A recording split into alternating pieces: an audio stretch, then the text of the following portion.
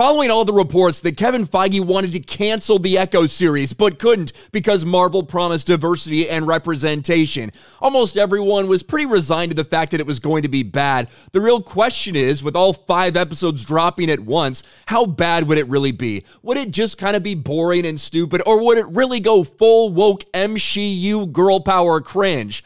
Well, we have our answer. And despite the first 4 episodes being relatively boring and stupid, but not full woke like we've seen from Marvel in the past, the final episode lays the girl power on just about as heavily as you could possibly imagine. Now, certainly throughout the first 4 episodes, some of the primary complaints that people have is, one, the constant use of American Sign Language throughout the entire thing.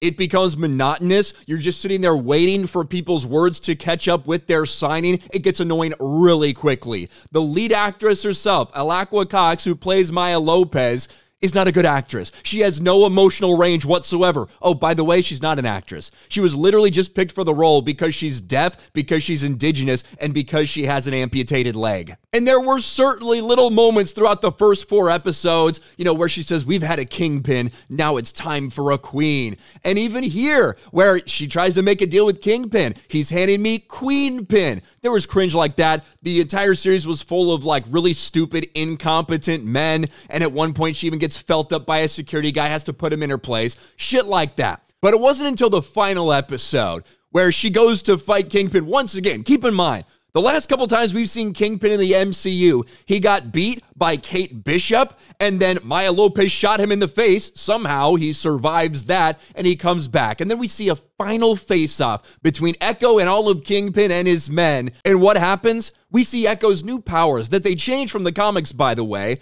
where she could, repeat everything that she saw, kind of like Taskmaster, that type of a character. No, this time, she has ancestors that all have powers, and all these ancestors happen to be women, by the way, and she's able to fight with all of them together, use all of their powers to become a Supergirl boss. I'm not even fucking around with you. These are her ancestors who all had different powers, and she gets to utilize all of her ancestors' powers, who are all women. Oh, and what else can she do? She can also share those superpowers with other women that she's related to, like this, like her grandmother. She gives her grandmother powers, who's able to fight off these men. She gives her cousin powers, her female cousin, who's able to fight off these men. Oh, by the way, all of the dudes at the end seem to be white, and they're trying to blow up a little Native American powwow that they have. That's actually the plot of the final episode. This thing goes completely off the rails from a boring, stupid, incompetent series to full MCU cringe. And once again, Kingpin ends up being very easily defeated by Maya, and she tries to use her powers to heal his childhood trauma, and he cries about it. This is what they've done to Kingpin.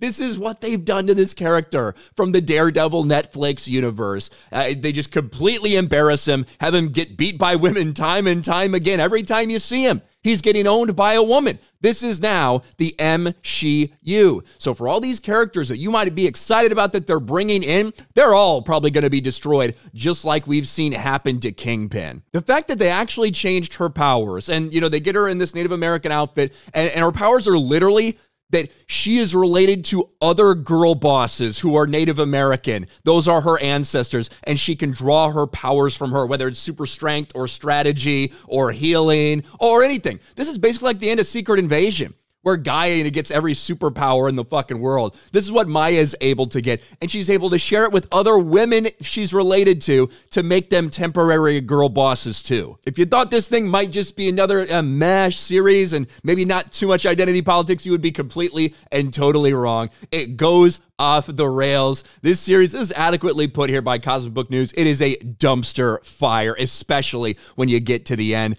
Let me know your thoughts about all this in the comments section below. Smash a like button, subscribe to the channel, ring the bell for notifications, share this video out there, and I'll talk to you later.